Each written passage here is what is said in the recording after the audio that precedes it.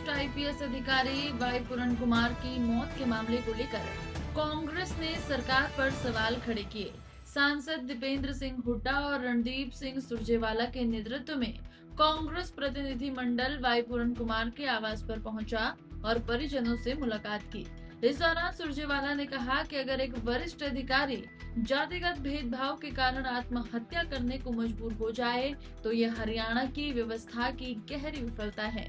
उन्होंने आरोप लगाया कि पूरन कुमार द्वारा दलित भेदभाव पर सरकार को लिखे गए पत्रों पर कोई कार्रवाई नहीं की गई। सुरजेवाला ने ये भी कहा कि अधिकारी के शव को परिवार की अनुमति के बिना सेक्टर 16 से पीजीआई ले जाना अवमाननीय कदम था। उन्होंने मांग की कि सरकार और प्रशासन इस पूरे मामले में निष्पक्ष जांच कर न्याय सुनिश्चित करे।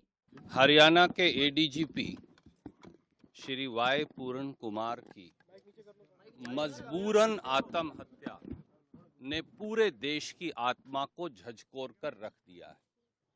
ये एक ऐसी हृदय विदारक और ऐसी मन टूटने वाली घटना है कि जिसने इसके बारे में सुना, पढ़ा, देखा, जो अमनीत जी को, जो वरिष्ठ आईएएस अधिकारी हैं, और वाई पूरण कुमार जी को और परिवार को नहीं भी जानते, उनकी आंखों से भी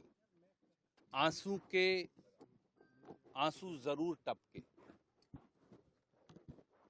हरियाणा में जिस प्रकार से वाई पूरण कुमार जी जैसे एडीजीपी रैंक के अधिकारी को न्याय नहीं मिल रहा, तो आप सोच सकते हैं कि आम साधारण व्यक्ति को न्याय कैसे मिलेगा।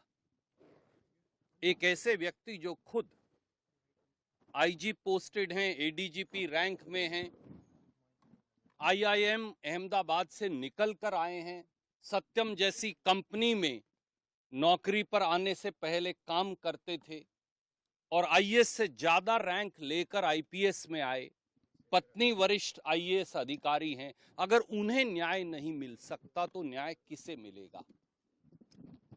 जातिगत भेदभाव के शिकार होकर, व्यवस्थागत भेदभाव के शिकार होकर अगर एक वरिष्ठ एडीजीपी अधिकारी को आत्महत्या करनी पड़े तो देश के और खास तौर से हरियाणा प्रदेश के हालात क्या हैं, आप अंदाजा लगा सकते हैं। क्या कारण है कि एक एडीजीपी रैंक के अधिकारी को पुलिस स्टेशन में, मंदिर में दर्शन करने की इजाजत नहीं? क्या कारण है कि एक एडीजीपी रैंक के दलित अधिकारी को पिता की मृत्यु पर घर जाने की इजाजत नहीं?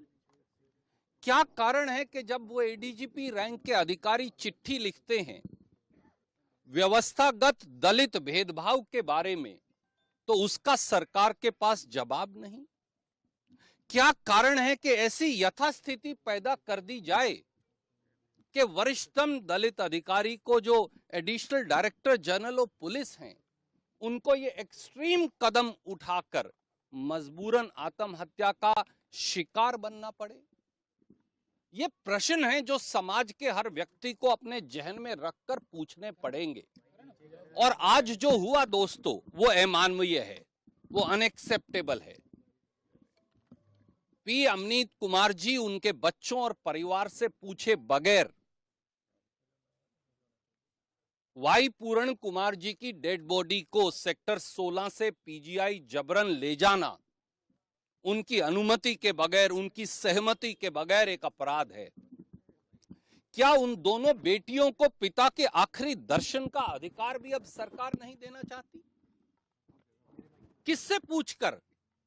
किससे पूछकर आपने वाई पूरण कुमार जी की डेड बॉडी को शिफ्ट किया?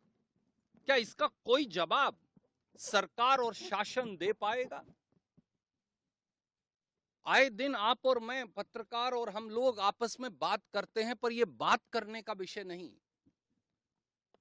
ये दलितों और गरीबों और खास तौर से बड़े पद पर आसीन अब दलित साथियों के साथ भी ये दुर्व्यवहार होगा तो समाज में क्या व्यवस्था है शासन और सरकार की, आप अंदाजा लगा सकते हैं।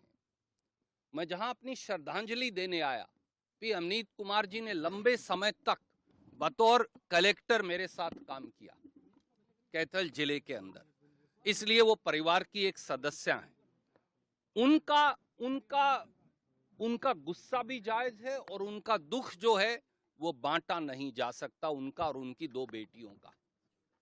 मैं केवल ये उम्मीद करूंगा कि कम से कम अब तो सरकार जाग जाए और वाई पूरण कुमार जी और पी अमनीत कुमार जी को न्याय दे।